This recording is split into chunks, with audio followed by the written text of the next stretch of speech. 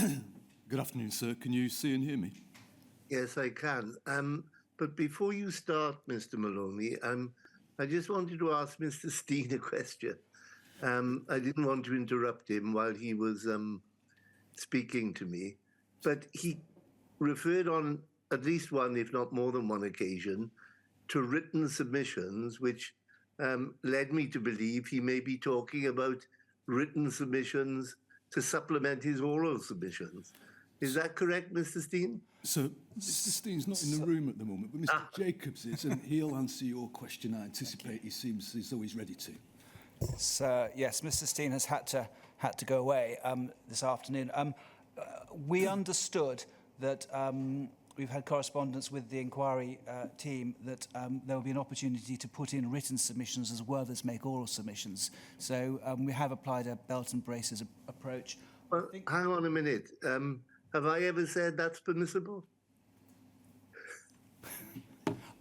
I'm told that there was a letter that gave us the deadline of the 25th of May to put in written submissions. Well, I'm not trying to be unduly difficult, but this process of making submissions at the end of each phase came about. I remember Mr. Steen putting it persuasively. We'd like to make short oral submissions. At the end of phase 2, gave the parties, the co-participants, the opportunity of making either oral submissions or written submissions. And I hadn't been aware that I had said anything different to that for phase 3. If a letter has gone out from the inquiry which suggests that you can do both, then unless Mr. Beer is going to contradict me, I think I'm going to say that I didn't authorize anybody to say that. And I'm not really very keen on the idea, because the idea is that you have a choice. So, yes, I'm told that there was a letter. You're mute, Mr. Jacobs. I'm told that a letter was sent out. I can ask those who instruct me to liaise with the inquiry staff, but so quite clearly it's your direction that... Well, yeah, I wanted to raise it now because I wouldn't want you to spend unnecessary time writing closing submissions as well as making oral submissions if that wasn't really what I had in mind. But anyway, does anybody else, any of the other co-participant present, think that I have, or the inquiry has altered the process which was in place for phase 2? Sir, could I quickly mention something? We're happy to follow your approach and abandon, if necessary, oral submissions. But the reason why we gave a time estimate of 15 minutes was just to headline what we wish to develop in writing, and that was based upon a communication. And I don't want to in any way embarrass the person who sent it, but it came from the inquiry team, and it's dated the 4th of May to Mr. Schwartz at 15:08, and it reads, "I have confirmed with counsel and solicitors of the inquiry that the inquiry will accept all written closing submissions. If written closing submissions have been provided by an RLR, it is unlikely they would need to make oral closing submissions because all written submissions will be taken into account. However, RLRs will not be prohibited from doing so." And so, sir, we took that. Well, that's fair enough, Mr. Henry. I understand why you took that. There we are. I'm not going to go behind what that says in that event, but I'm not for a minute suggesting that I'm going to allow that to be the default position henceforth. I'll discuss it with my team. From this phase onwards, it may revert to what happened in phase 2. Thank you, sir. Well, thank you, sir. And if it does, sir, there will be no complaint from us, and we're sorry for any, as it were, misapprehension. That's fine. These things happen. There's no, it just means more work for the legal representatives and more reading for me. There we are. If I could perhaps add, sir, that our written submissions will largely echo what Mr. Steen said this morning, so that there Well, won't be... I really would ask you not to do that, since we have a transcript of it, and just confine yourself to making additions. Absolutely, sir. Yes. Yeah, fine. Thank you. Over to you, Mr. Maloney. Thank you very much, sir. And indeed, thank you very much, sir, for the invitation to make short closing submissions for this phase. The extensive evidence we've heard frequently echoed the experiences of the core participants we represent. We'll confine our submissions today, sir, to that evidence heard in phase 3. But just one reflection on phase 2, that the inquiry heard submissions on the evidence of bugs, errors and defects which were visible during Horizon's development and rollout. As we said before, there is clear evidence on which the inquiry could conclude that even from 1999, Horizon was so politically and commercially significant for both Post Office and Fujitsu that it could not be allowed to fail. Post Office, as we heard, had to be strategically Horizon-centric. It had to be made to work. And the evidence in phase 3 is such that the inquiry may conclude that the bugs, errors and defects in Horizon cannot be, and could never reasonably have been, written off as teething problems in the new system, or simply part and parcel of the accepted operation of any complex computer program. The inquiry may conclude that the problems arising in the operation of Horizon had been well signposted in its development when the poor product quality had been evidenced and, to a degree, acknowledged by Fujitsu and Post Office. There's a lot to cover from the extensive evidence of phase 3, sir, and today we briefly address each of the 5 topics designated for exploration within phase 3, those being A, training, B, assistance and support, C, resolution of disputes, D, modifications, and E, knowledge of bugs, errors and defects. And then we'll very briefly look to phase 4 and the issues which we invite the inquiry to explore further on the back of phase 3. When making these submissions, sir, we'll provide references for the record, but we'll only ask for one document to be shown. So firstly, taking the 5 topics in turn, training. We highlight only 2 issues. Firstly, training on Horizon was known to be inadequate. In 2011, a decade after the national rollout of Horizon, feedback remained that training on the balancing process was inadequate. Chris Gilding provided that feedback on behalf of trainers to the effect that training was inappropriately focused on sales rather than on balancing and discrepancies. That was not the view of senior management, according to Mr. Gilding, who were, quote, striving to keep branches afloat by generating new income streams. And that's the transcript of the 13th of January at page 66.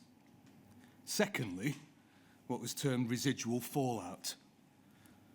Post Office and Pathway planned from the outset that some postmasters simply would never absorb Horizon. There would be residual fallout which Post Office would need to address. And that was built into the annex to the second supplemental agreement. The inquiry might consider just how postmasters who did not absorb Horizon were to be treated by Post Office. B, assistance and support. A number of propositions arise from the evidence heard in phase 3, sir. First, the support being provided to postmasters on the front line, whether by the HSH or the MBSC, was limited. And we ask whether investment in frontline support was commensurate with what was known to both organisations about the flaws which arose in Horizon's development.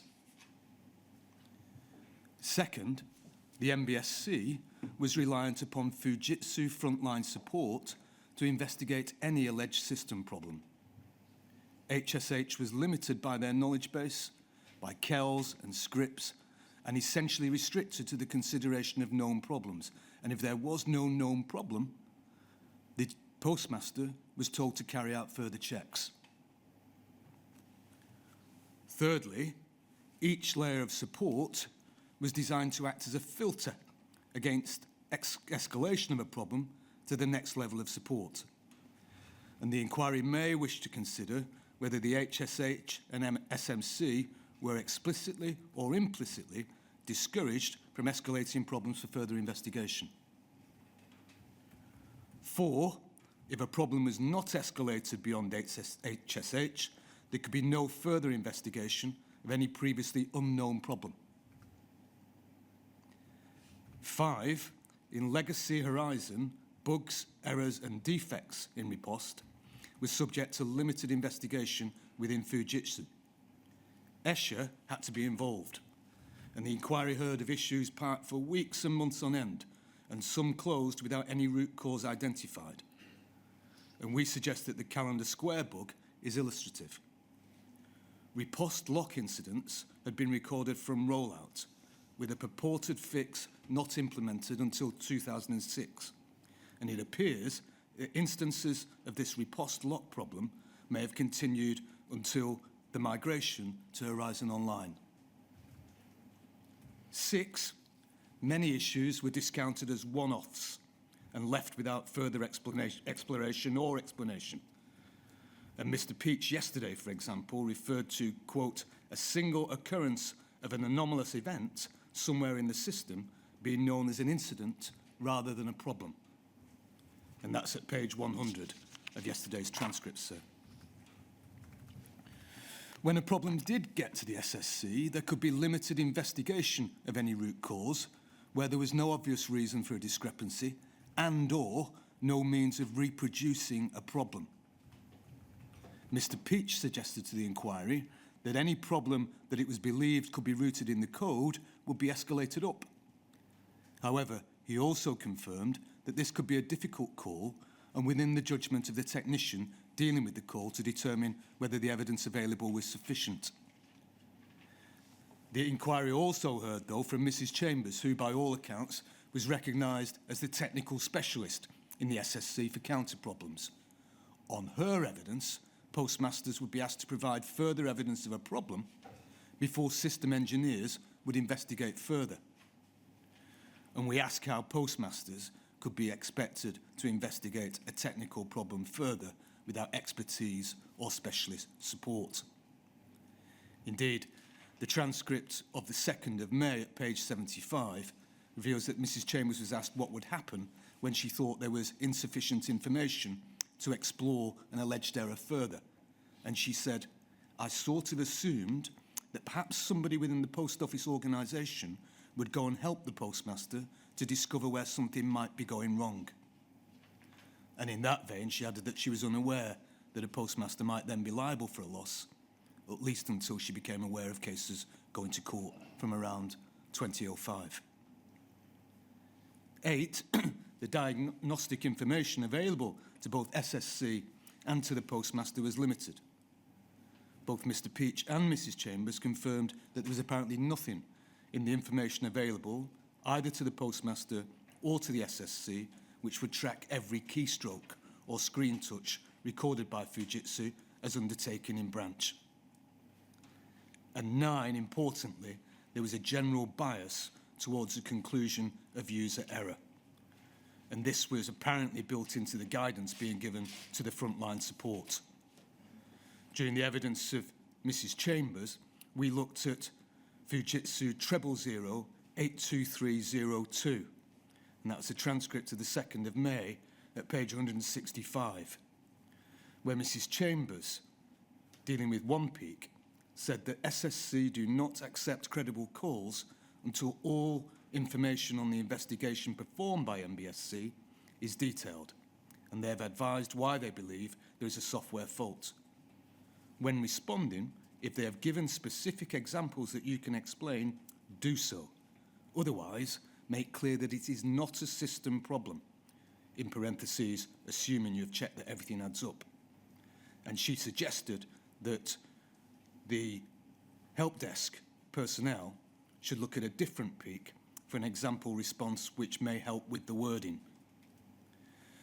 When pressed as to why she might have closed out as user error, an issue identified by MBSC through auditors on site as not being a result of postmaster error, Mrs. Chambers accepted that she was not happy with how she handled that problem. When asked how she could reach that conclusion, she said, because the numbers added up. This response and her simple calculations would, of course, have depended entirely on the numbers produced by Horizon being reliable and accurate. And no one, it appears, was required to question the reliability of those figures in the face of evidence in the statement by the postmaster user that the figures were wrong, even when apparently corroborated by on-site auditors. She said, quote, "My job was to try to identify system errors. And you know, you can't, I think, turn around and say, oh, well, it might be a system error, but I can't find it.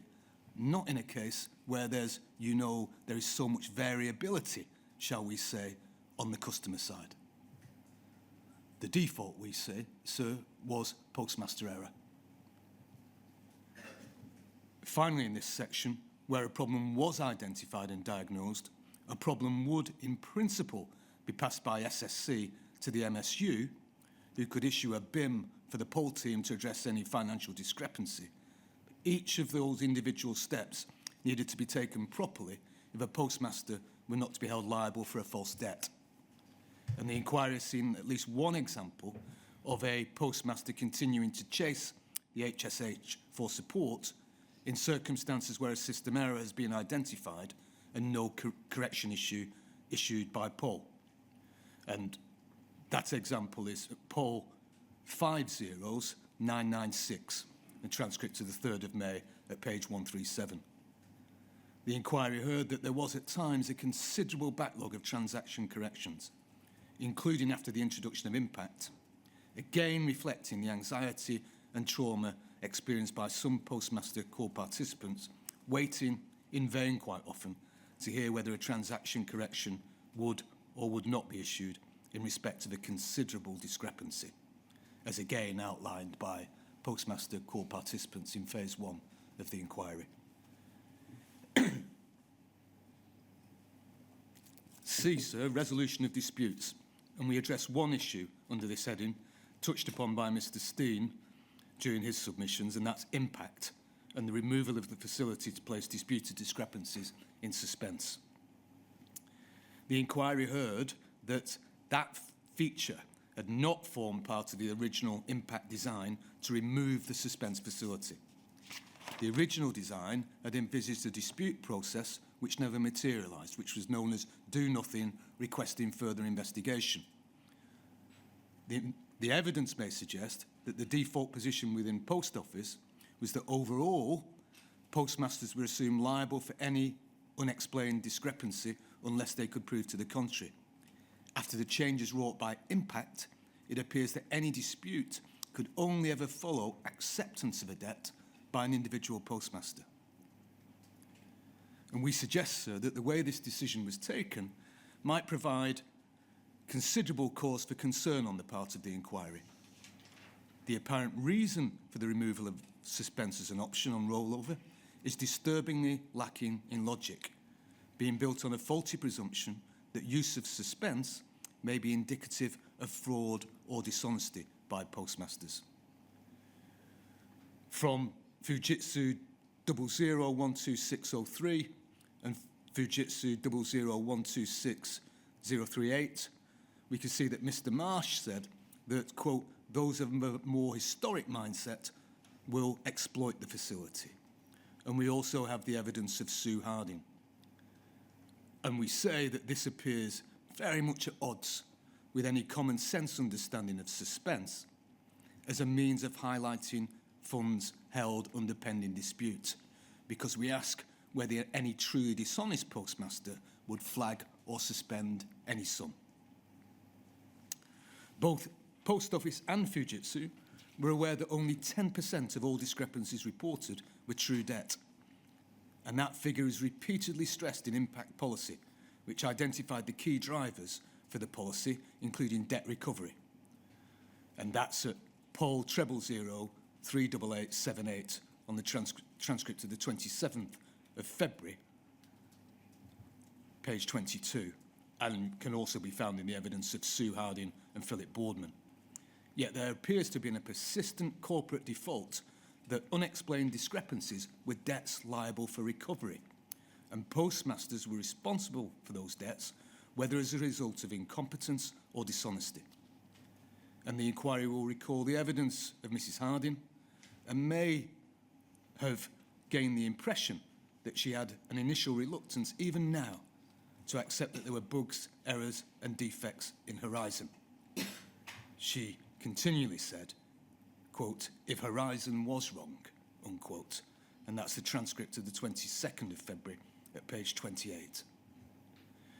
And we would ask the inquiry, please, in those circumstances, to keep an eye on whether the enthusiasm for debt recovery, illustrated in the policy papers for impact, was then reflected in the prosecution policy pursued by Post Office.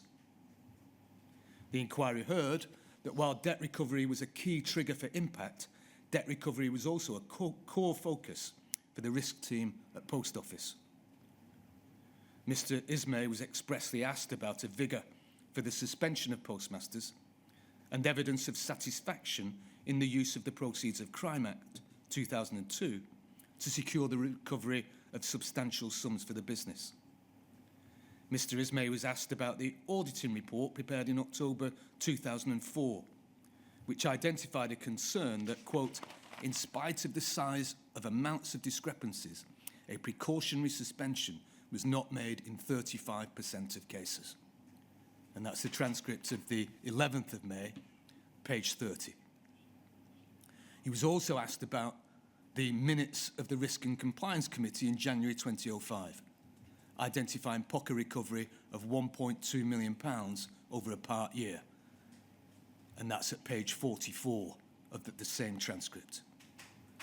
So the inquiry may decide to treat sceptically the assertion by Mr. Ismay that while debt recovery was relevant to impact and also relevant to the increased focus on investigation of postmasters, both were separate issues and considerations.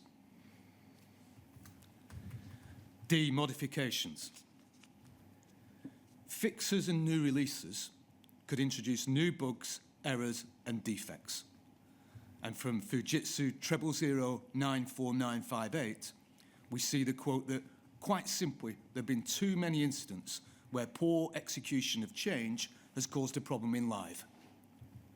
And the inquiry may consider this risk of regression particularly concerning in the light of the conclusions of the EPOSC task force and what it identified as a code fix culture which could result in regression. During the development of Horizon Online, there was again pressure on both organisations to explain away bugs, errors and defects and to reduce their impact from high to acceptable. And we highlight one issue in this area, sir. When faced with a very substantial defect in the Horizon Online product in development, it was apparently critical to Paul that Fujitsu provided a definitive statement including, quote, "a commitment to support Paul improving the integrity of this system in any subsequent legal action," in brackets, specifically where the difference in the two reports is used as a means to challenge the integrity of the system. And it appears that a caveated commitment of that nature was given by Fujitsu. And finally, in the review of Phase 3, sir, we turn to knowledge of bugs, errors and defects. And a number of propositions are supported by the evidence in Phase 3. Firstly, bugs, errors and defects continue to appear throughout the rollout of Horizon and beyond. Bugs, errors and defects appeared in both Legacy Horizon and Horizon Online. Secondly, and very importantly, there had been limited dissemination or appreciation of the knowledge of bugs, errors and defects identified in development to those individuals working in support. At a senior level, there was an awareness that the genesis and development of Horizon had been difficult. For example, Mr. Mukow was aware of the EPOS task force report and the decision not to rewrite the application. But down below, with those involved in support, there was no such appreciation. And the implications of this lack of institutional memory are clear in the evidence both of Mr. Parker and of Mr. Peach. Both were responsible for critical support provided through the SSC, but neither appears to have conducted any ongoing monitoring or assessment of the quality of the product, as it appears was explicit in the management decision taken on the 10th of May 2000 not to rewrite the EPOS application. Further, as Mr. Peach made clear, in the absence of knowledge of the EPOS task force report, conclusions on the poor quality of the product, his baseline understanding was founded solely on the fact of acceptance of it by Post Office. The inquiry may consider that position, that the fact that the product had been accepted must mean that it was of satisfactory quality, profoundly ill-founded. He did not, on his own admission, have the technical expertise to make his own independent assessment of code quality. And the inquiry might consider whether, had he been told about the EPOS task force conclusions, whether this might and perhaps should have informed the work of his team. Would they have subjected the operation of the system to greater scepticism or treated complaints from postmasters with greater credibility?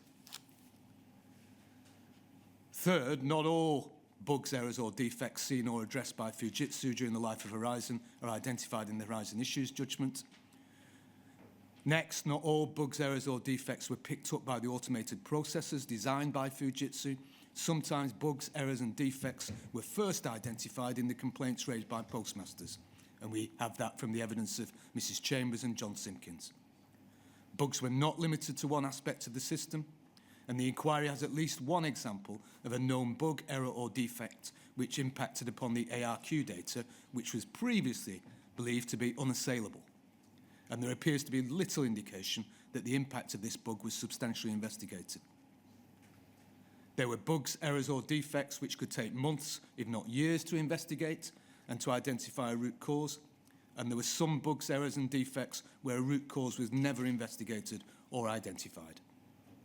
And importantly, if a bug, error or defect impacting on a branch could not be replicated by Fujitsu, it might never be investigated or identified. It was also a known common problem, at least within Fujitsu, that some calls were being bounced back and forth between HSH and MBSC. We see that from the transcript of the 16th of May at page 85, dealt with yesterday by Ms. Patrick. The inquiry may conclude that this reflects the experience of Postmaster call participants, including those we represent, and it might be thought to be a particular problem when Fujitsu's automated process were not picking up all bugs, and Fujitsu was only becoming aware of them when postmasters highlighted them. And importantly, the Horizon Help Desk was penalised for passing some problems up to the SSC, which ultimately led to, quote, too many calls being closed without proper investigation or resolution, unquote. And that's Fujitsu 00152-299. Yesterday's transcript at page 85. And that concern was raised expressly by Mrs. Chambers, but was not addressed in a later joint policy document produced in September 2008, and that's Fujitsu 000-80096. Both Post Office and Fujitsu were aware, or ought to have been aware, that civil and criminal liability for postmasters could flow directly from a discrepancy in the accounts produced by Horizon. And if not by 2007, when Mrs. Chambers wrote her afterthought, then by 2010 at the latest, both organisations were demonstrably aware of the impact which bugs, errors and defects might have on ongoing litigations and prosecutions. And for example, the inquiry has repeatedly considered the notes prepared in the discussion of the receipts and payments bug in September or October 2010, which Mr. Steen referred to this morning. But there appears to be little or no consideration of disclosure. As raised by Mr. Steen, Post Office may seek to rely on a failure by Fujitsu to fully communicate the extent of the problems arising within Horizon to them. However, the evidence suggests that Post Office failed to adequately scrutinise their provider whether during development or at any time during the life of Horizon. And we ask whether the company failed to ask the right questions when problems were raised. The ISMAE report provides one example, and the handling of the receipts and payments bug another. The inquiry may conclude that Post Office was too quick to rely on Fujitsu's own internal analysis of its own product. And the inquiry may consider that the reasons provided by Mr. ISMAE to reject the planned independent review of Horizon in 2010 ring hollow and instead reflect an institutional defensiveness. The revelations of the rigorous Phase 3 lead into Phase 4 and beyond, and now if I could just very briefly turn to that, sir. Phase 3 has mapped the evolution of the Horizon-centric approach taken by both Pol and Fujitsu. And over a decade, this became a hardened Horizon defence. The inquiry has considered with Mr. ISMAE the congratulatory language used in the aftermath of the Castleton and Misra judgments. And a straight line might be drawn between the vision of an Horizon-centric future in 1999 to the stock line that Horizon was robust, described as such by Post Office at least by 2010, if not before. And this is the one document I'd like to put on the screen, if I may, sir. And this is Pol 402268, and it's the second page. And this is from Hayley Fowle on the 1st of February 2010. And, sir, it's the second paragraph. When following up a media inquiry from Retail Newsagent magazine, she says, I'm providing our stock line, which states the system is robust. But in case we get any more questions on this, please can you advise, and so on. If this Horizon-centric approach or defensiveness was combined with a presumption of incompetence or dishonesty on the part of postmasters, that would obviously be a cause for considerable concern. On the evidence relevant to Phase 4, which the inquiry has already touched upon, there's sufficient to suggest that at least Fujitsu was conscious of this risk in the conduct of litigation by the Post Office as early as 2007. In Mrs. Chambers' afterthought on her experience in the Castleton case, she highlighted concerns and mistakes, including in respect of the material examined before prosecution, as well as material which ought to have been subject to duties of disclosure, describing it as, quote, a major legal blunder. Since the postmaster was blaming the system for the losses, I think it would have been sensible to have double-checked this before it got as far as court. And that was yesterday's transcript on 16th of May at page 72. This assessment was disseminated to management within Fujitsu, but it remains to be considered whether or not this was distributed to others acting in support of litigation and or whether it was disseminated to Pol. In reality, where Horizon was to be given the benefit of the doubt by both Pol and Fujitsu, no such amenity was afforded to postmasters. Postmasters were to be doubted. They were seen as users in error. And postmasters, in contrast to Horizon, were seen as expendable or easily replaced. They were seen by Pol first as potential risks to their business and or as potential debts to be recovered. And the impression is available that inherent bias saw postmasters who might be responsible for an error viewed first as dishonest or incompetent. The impropriety and the danger of such a default assessment is obvious. And the extent to which any willful blindness or commercial self-interest infected decisions taken in respect of prosecution policy or the pursuit of individual prosecutions will be a critical matter for Phase 4, we say, sir. The approach of Rod ISMAE to the preparation of his Horizon Integrity Report in 2010 is telling. Tasked to evidence the positive assurances to Horizon's reliability, he says that is precisely what he did. He did not question the purpose of a one-sided defence of a product under challenge. Instead, he asked Fujitsu to help mark their own homework and, astonishingly, we say, portrayed his work as an objective evaluation. The inquiry might consider the continuing commercial pressures on both companies. Post Office remained under pressure as network banking rolled out and later as it embarked on a programme of network transformation. Mr Ismay stressed the pressure he was under when asked to complete his Horizon Integrity Report. And the inquiry may consider whether Fujitsu continued to grow its portfolio of government and other work on the back of its Horizon success. The inquiry may ask whether or not there was a commercial imperative to whitewash the problems of Horizon, that being that Horizon remained too important to fail. So the next phases of the inquiry deal with, for our core participants, critical questions, sir. How could prosecutions be pushed forward without full confidence in the data produced by Horizon being evidenced? How could Post Office be allowed to maintain its stock line that Horizon was robust for so long? And how could the disclosure of material now being considered by the inquiry not have been considered by Post Office prosecutors? And we will seek to assist the Chair and the inquiry legal team in answering those questions in any way we can, sir. Thank you. Thank you, Mr. Mahoney. Mr. Henry, whenever you're ready. Thank you, sir. We say that whilst it is indisputable by 2010 that the Post Office knew, and they knew before Seema Misra was sent to prison, that the fact is they had known for years by that time, as had Fujitsu.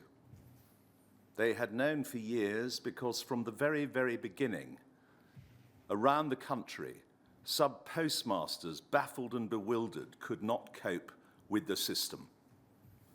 And we know from earlier evidence in this inquiry that it was roughly about 1 to 2%, 1 to 2% of sub-postmasters who got into difficulties were prosecuted. That would appear to be the evidence from an earlier stage in the inquiry from Mr. Sweetman, and we will develop that in our written argument. But what the Post Office did, in common with Fujitsu, their mutual connivance, was to deny this.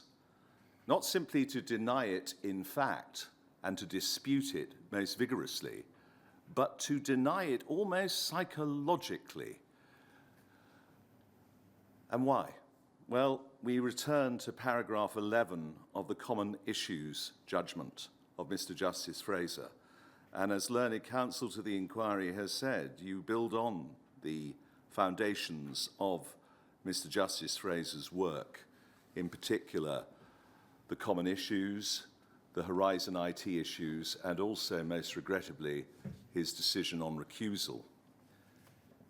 What he said at paragraph 11 of the Common Issues judgment was as follows, sir.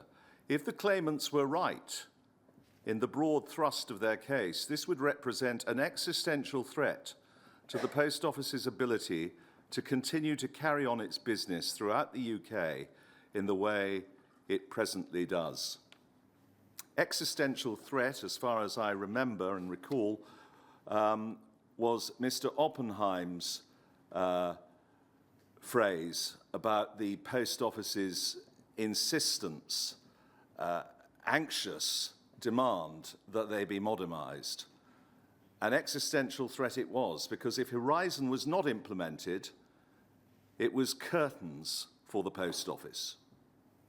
But of course, if Horizon were to be implemented and failed, or proved to be a disaster, the ignominious consequences would be catastrophic for the Post Office. And there we see the beginning of a common interest with, first of all, ICL, and then Fujitsu. And ICL, it may now be thought, was a damnable acquisition so far as Fujitsu was concerned, Horizon being the classic poison chalice. And whilst it may not have been an existential threat to Fujitsu, perhaps it may have been fatal to its independence and certainly its valuation. So here you have these two institutions, sir. One, a public corporation trading off its most trusted brand value, and the other, a global multinational. And we say that eventually they conspired, stumbling at first to arrive at a position of mutual interest after all of the backbiting, but they decided that it was better that 1% or 2% of the sub-postmasters would be put on the rack rather than the post office collapse and a corporate's reputation be ruined. And that mutual connivance, all it took, you may think, is a nudge and a wink. Fujitsu, if we're not asked, we won't tell. And the post office had no inclination to ask because, to mix the metaphor, they were holding the telescope to their blind eye. So phase 3 is all about the post office and Fujitsu's failure, lamentable failure, to act in accordance with the proper duty of care it owed to the sub-postmasters. It will be no good Fujitsu constantly saying, oh, well, they're not the client. If they knew that their system was putting these poor people in danger, they had a duty to disclose. And yet you see the contemporaneous documents, oh, well, wish we could help further, but they're not our problem. As we have seen from the recently disclosed material from Fujitsu, and of course I'm referring to FUJ 0001 52299, Afterthoughts on the Castleton case, Fujitsu made no attempt to reveal the errors, the bugs, the defects that were shot through the system before Mr. Castleton went to court. That memorandum, Mrs. Chambers' effort to remediate her employer's approach to establish a protocol for future trials, was ignored. Now, there's been no suggestion, certainly not by us, that that was a cynical ploy to cover her own back. There's been no disclosure of a riposte, if you will excuse the pun, criticizing or rebutting or refuting even the contents of that note. That note was sent in good faith. What happened, sir? Nothing. Nothing was done. No recommendation was acted upon. No suggestion was actioned, systematized, or implemented, it would seem. Fujitsu and the Post Office are both culpable. I repeat, sir, they both connived in the injustice deliberately inflicted on innocent victims, and it became, as we will show, a corporate scandal. Their existence itself, their corporate existence, their bonuses, and their reputation prioritized, temporarily preserved but now ruined by relatively short-term deceit and deplorable misconduct.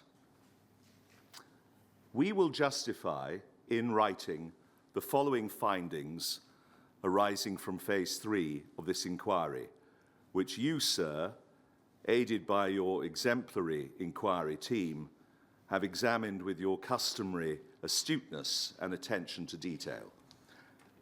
The first headline is that the Post Office failed to discharge its duty of care to the sub-postmasters by 1, failing to provide adequate training for the use of the Horizon IT system, and I adopt what my learned friend Mr. Maloney said.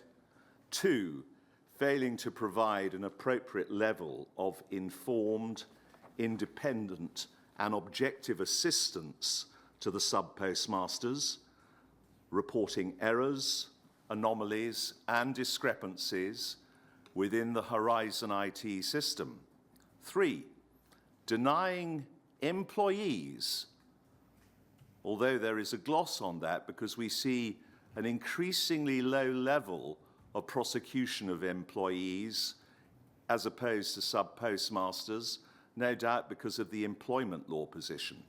But denying employees and sub-postmasters using Horizon knowledge of those bugs, errors, and defects by restricting and suppressing information that would have revealed the instability of the system, compounded by ad hoc fixes that introduced even more anomalies and errors which sub-postmasters were not informed about and could not have been aware of. 4, failing to provide a system that was reasonably fit for purpose.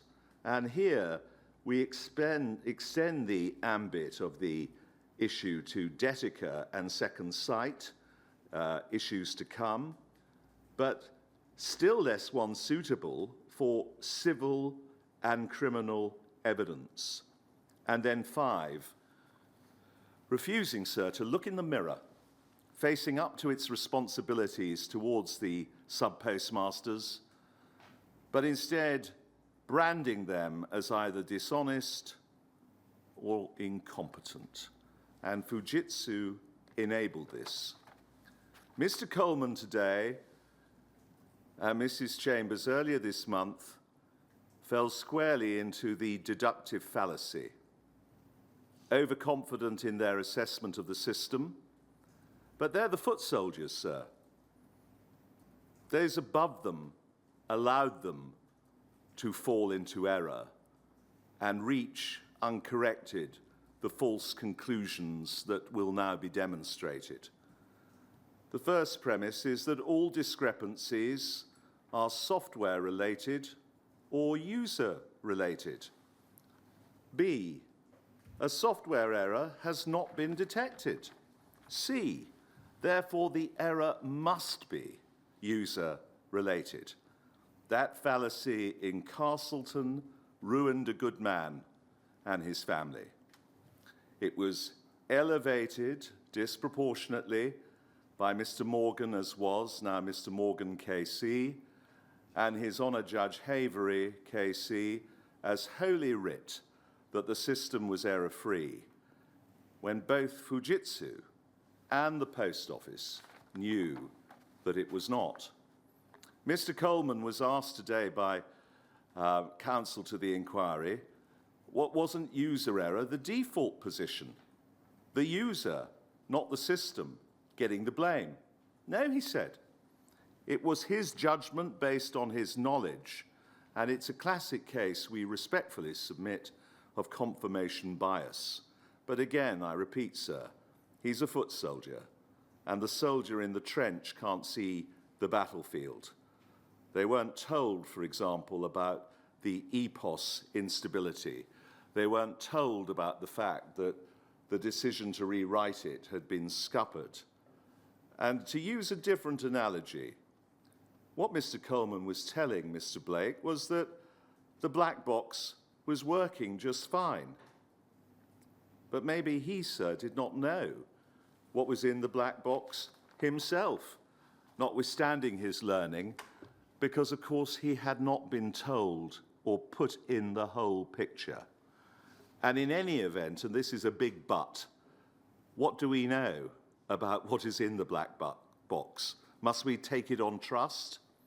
A multinational of renown with political influence in union with Britain's most trusted brand, a claim, I hope you will forgive me for saying, sir, which now nauseates, that was enough to carry all before them until a sceptical High Court judge, Mr. Justice Fraser, relentlessly drilled down to the detail, probing the verbiage, the conventional wisdom that had hitherto masqueraded as empirical fact.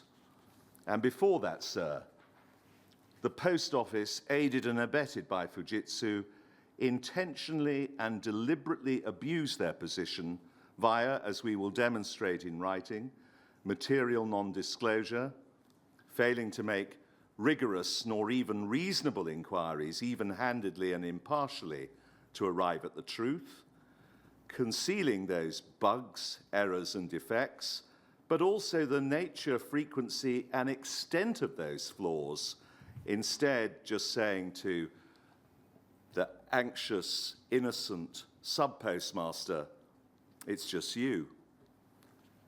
You're out on your own, on a limb. Where have you put the money? 4, concealing Fujitsu's covert, remote, and untraceable system access or interference with branch accounts. What is the good of having a system where the sub-postmaster, who is held utterly responsible for defects or deficiencies, isn't even in control of their own account. And then 5, maintaining the myth at all costs of system infallibility, prosecuting the innocent, bankrupting the honest Mr. Castleton, a policy made clear during this phase and which will be developed in the phase to come, a policy deliberately contrived to harrow, intimidate, and deter. It is clear from phase 3 that the Post Office behaved in a disgraceful manner. That is not in dispute. No cheap soundbite to that effect will do justice to its victims. These good, loyal, decent people were valued at naught by the Post Office, treated like an inconvenient rounding error to be written off or dispensed with. This, sir, is already known. The real questions are how and why. How did they do this? Why did they feel justified? They did this by wielding uncontrolled power via oppressive contractual terms with sub-postmasters, an inequality of power and status, of juggernaut resources against fledgling businesses, often owner-managed, up and down the land. And an individual sub-postmaster could not withstand it. They did it through the imposition of liability for branch losses as a default position, oppressive. Other terms explored in the Common Issues judgment were equally unjust. One hatched in Castleton when poor Mr. Castleton was inveigled into signing off disputed accounts on the pretext he had to leave closing an account which he'd signed after his dismissal, which was then, of course, used to reverse the burden of proof, not simply against him, but those that followed. A deliberate strategy, and you will, sir, be drawn to a memorandum and a post-trial advice where Mr. Morgan, King's Counsel, said that he would be delighted to address the board on the matter as to how, and I don't suggest that he regarded it as a stratagem, but stratagem it was, that this is how we get them themselves to reverse the burden of proof, get them to sign before they go. You had the spectacle, sir, and nothing has changed, we respectfully submit, of a public corporation denying it had to act fairly or in good faith towards its agent, denying its contract was relational in nature, which would of course conferred rights and entitlements upon its long-suffering sub-postmasters. And how were they allowed to do this? We know why. It was because they felt entitled and it was the existential threat. But how were they? Because the government gave the Post Office a long leash.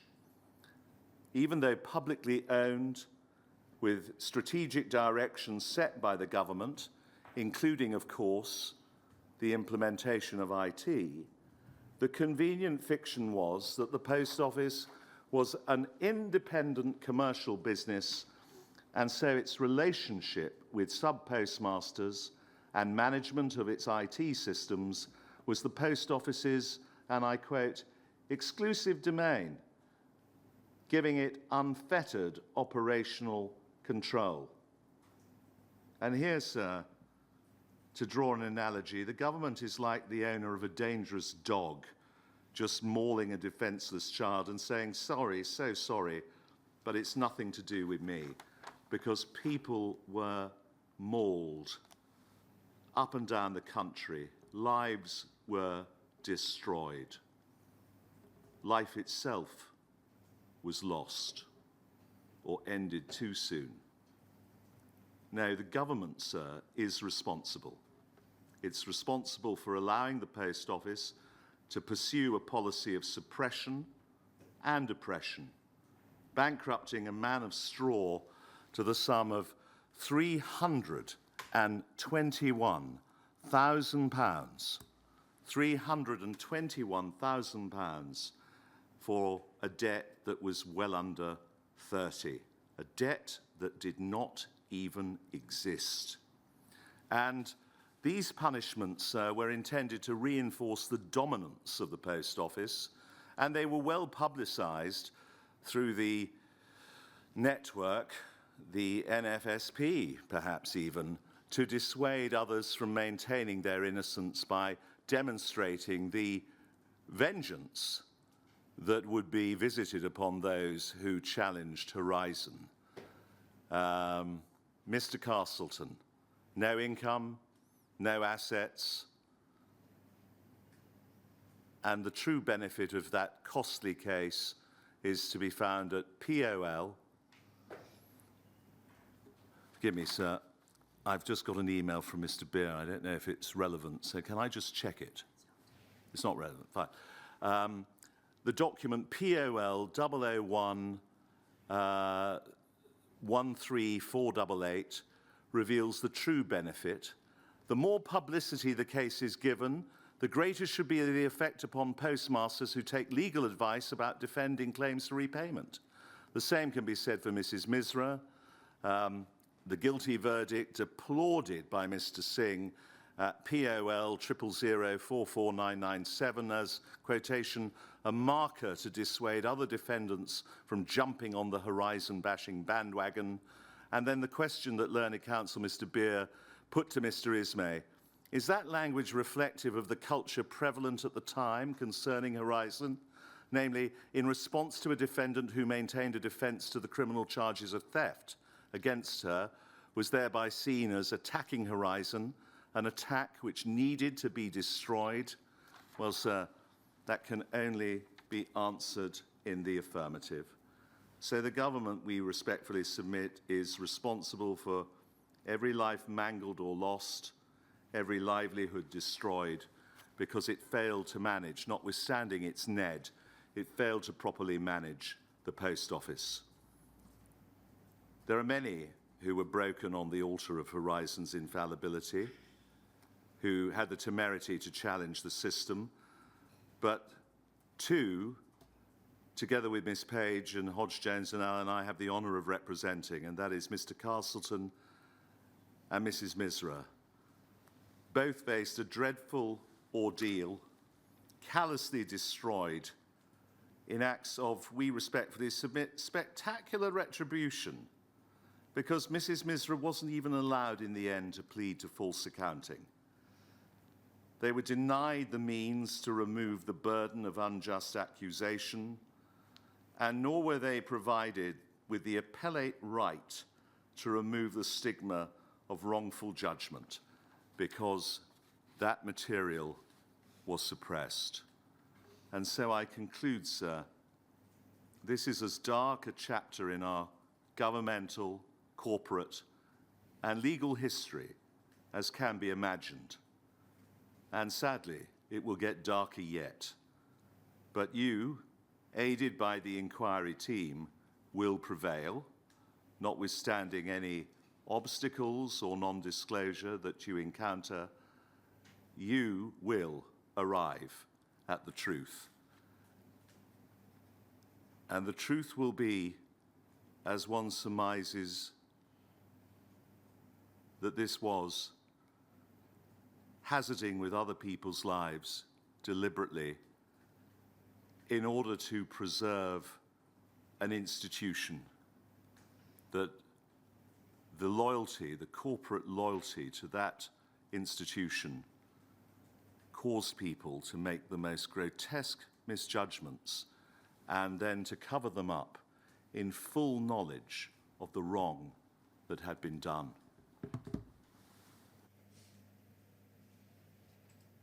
Thank you, Mr. Henry. Right. Well, I think I can say that the phase 3 which began in January, and we are now in the middle of May, is almost at a close. We have to remind ourselves that there is still some evidence to come, and there will be written submissions next week. But we are very nearly at the close of phase 3. I'm very grateful to everyone who has participated in it and has contributed to the unearthing of important facts and issues. And I look forward to seeing you all again in the beginning of June when we head on to phase 4. So I think, Mr. Beer, unless you have anything to add, we can now conclude today's proceedings. No, thank you very much, sir.